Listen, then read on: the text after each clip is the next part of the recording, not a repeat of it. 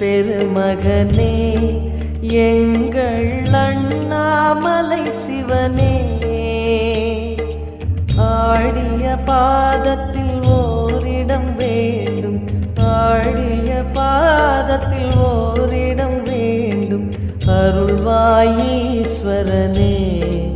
அன்பே அருணாச்சல சிவனே.